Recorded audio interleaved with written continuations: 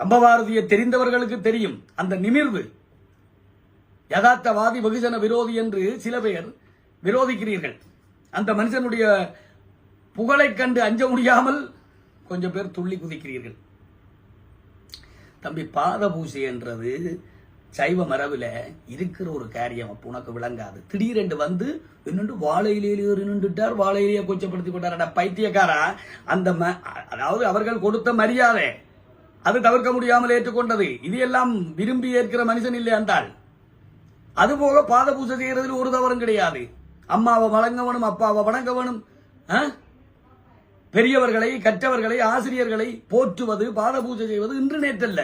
யாழ்ப்பாணத்திலேயே கம்பன் கழகத்தில் சிவராமலிங்கம் சாருக்கு தொடங்கி வித்வான் ஆறுமுகம் ஐயாவுக்கு, வேலன் சாருக்கு, எல்லோருக்கும் எத்தனையோ பேருக்கு பாத பூஜை கம்பன் விழாவிலே பாத பூஜை செய்தோம்.